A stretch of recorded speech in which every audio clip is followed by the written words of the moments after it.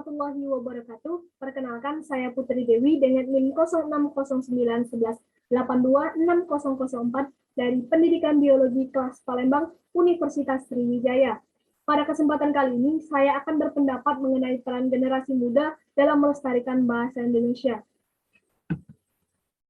Seperti yang kita ketahui, bahasa Indonesia perlu mendapat perhatian khusus dalam hal pelestariannya. Jika tidak, dikhawatirkan masyarakat Indonesia semakin terbawa arus westernisasi atau kebarat-baratan. Rasanya, siapapun akan teringat pada momen bersejarah bangsa Indonesia, yaitu peristiwa Sumpah Pemuda. Semboyan dalam sumpah itu memiliki roh kebanggaan dan kebangsaan yang sangat tinggi. Salah satu butir dalam Sumpah Pemuda pada tahun 1928 menyatakan bahwa bahasa Indonesia sebagai bahasa persatuan. Ini berkaitan erat dengan pembinaan kepribadian masyarakat dan bangsa Indonesia. Selain itu, bahasa Indonesia berfungsi sebagai alat komunikasi antar daerah, antar suku bangsa, masyarakat etnis, dan antar budaya Indonesia. Seiring dengan kemajuan komunikasi, dapat diperkirakan hampir tak ada bahasa daerah yang luput dari pengaruh bahasa Indonesia. Namun, sebaliknya, pula bahasa Indonesia telah dipengaruhi atau diperkaya oleh bahasa-bahasa daerah selain bahasa asing. Sumbangan bahasa daerah ataupun bahasa asing demikian besar, sehingga dalam pertumbuhan dan perkembangannya dari bahasa Melayu, bahasa Indonesia akan memiliki karakter tersendiri.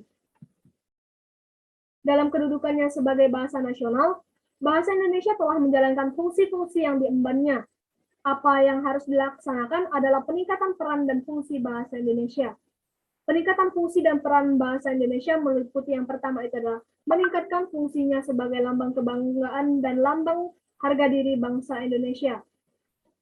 Dengan fungsi ini, bahasa Indonesia mencerminkan nilai-nilai sosial budaya, nilai-nilai harga dan martabat bangsa, falsafah hidup yang menempatkan bangsa Indonesia dalam kedudukan yang sama dan sederajat dengan bangsa-bangsa lain di dunia.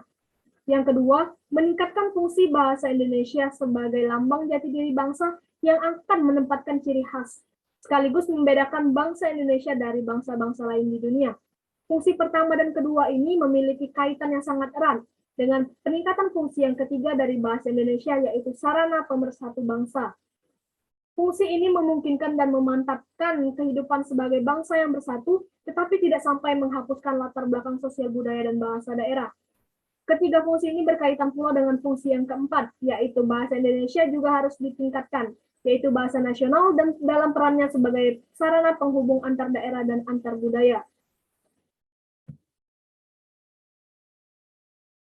Fungsi bahasa Indonesia sebagai sarana pengemban dan permasyarakatan ilmu pengetahuan dan teknologi menuntun perhatian khusus karena kepesatan perkembangan ilmu pengetahuan dan teknologi menuntut kedinamisan bahasa Indonesia, terutama dalam kaitan dengan pengembangan tata istilah keilmuan.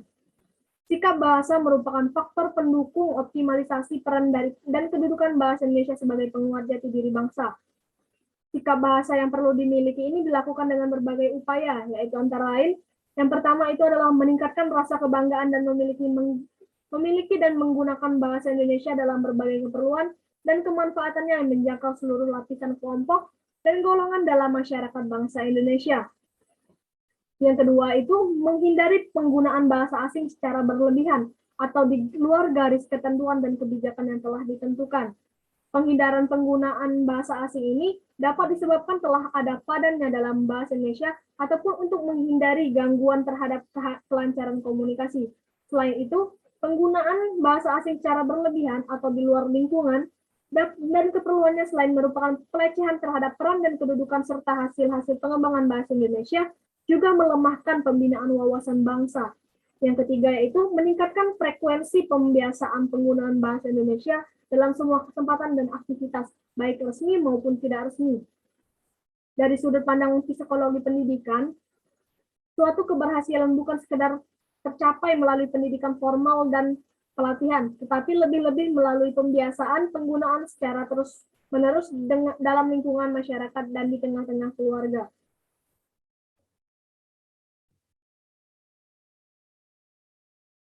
Ada beberapa contoh sikap peran generasi muda dalam melestarikan bahasa Indonesia. Yang pertama yaitu membiasakan diri dengan gaya bahasa baku. Dalam percakapan dengan teman sebaya, kita biasanya menggunakan bahasa non-formal, untuk menimbulkan kesan santai dan enak untuk didengar.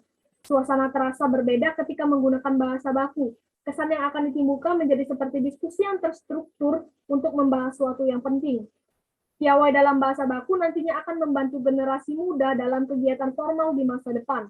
Presentasi akan terlihat lebih meyakinkan, surat dan dokumen akan terlihat lebih profesional, dan terbiasa menggunakan bahasa yang baku. Turut membantu melestarikan bahasa Indonesia yang baik dan benar. Yang kedua itu adalah memperbanyak kosakata. Memiliki kosakata yang banyak akan memaksimalkan peran generasi muda untuk lebih melestarikan bahasa Indonesia. Akan menjadi kebanggaan para pendiri bangsa apabila generasi penerusnya memiliki kecintaan akan bahasa nasionalnya sendiri. Yang ketiga itu adalah mendalami struktur kalimat dan penggunaan kata. Penggunaan struktur kalimat dan kata yang baik akan memudahkan dalam memahami apa yang ingin kita sampaikan. Mulai biasakan dengan hal kecil seperti membalas pesan seseorang dengan kalimat dan kata yang benar. Yang keempat yaitu mengetahui perkembangan bahasa baru. Seiring dengan perkembangan zaman dan teknologi akan muncul juga berbagai istilah baru dengan bahasa Indonesia, dengan jargon bahasa Indonesia yang baru. Apalagi dengan bantuan media sosial seperti sekarang ini, hal yang terlihat biasa saja bisa menjadi viral. Mager, julid, ambiar yang biasanya dilontarkan oleh anak muda Indonesia telah terdaftar di KBBI saat ini. Tetap update dengan istilah-istilah yang baru terdengar ini juga salah satu upaya untuk membudayakan bahasa. Produk kata yang baru tetap akan muncul ke depannya seiring dengan berjalannya waktu. Tertinggal dengan tren bisa menjadi salah satu penyebab kita ketinggalan informasi. Selanjutnya adalah diskusi dengan teman, kolega, atau kerabat.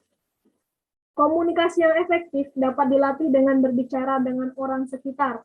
Diawali dengan mencoba membawa topik favorit sebagai pembuka dan tanyakan tentang pendapat mereka. Semakin terbiasa menggunakan bahasa Indonesia dalam pergaulan sehari-hari, akan menjadikan kita menggunakan bahasa Indonesia tidak tergerus oleh kemajuan zaman. Selain itu, di era globalisasi seperti sekarang ini, jati diri bahasa Indonesia perlu dibina dan dimasyarakatkan oleh setiap warga negara Indonesia. Hal ini diperlukan agar bahasa Indonesia tidak terbawa oleh arus dan pengaruh budaya asing yang begitu rumit dihadapi dengan mempertahankan jati diri bangsa Indonesia. Sudah pasti karena ini menyangkut tentang kedisiplinan berbahasa nasional, yaitu pematuhan aturan yang berlaku. Dengan kata lain, pemakaian bahasa Indonesia yang disiplin adalah pemakaian yang patuh terhadap semua kaidah dan pedoman pemakaian bahasa Indonesia. Oleh karena itu, sebaiknya penggunaan bahasa Indonesia yang sesuai dengan kaidah yang baik dan benar harus dikembangkan dan disosialisasikan agar pesan yang terkandung dalam penggunaan kalimat tersebut dapat tersampaikan dengan baik dan jelas, sehingga tidak menyebabkan kesalahpahaman dalam penyampaian. Sebagai kalangan muda, kita harus menumbuhkan dan membina sikap positif terhadap bahasa Indonesia itu sendiri.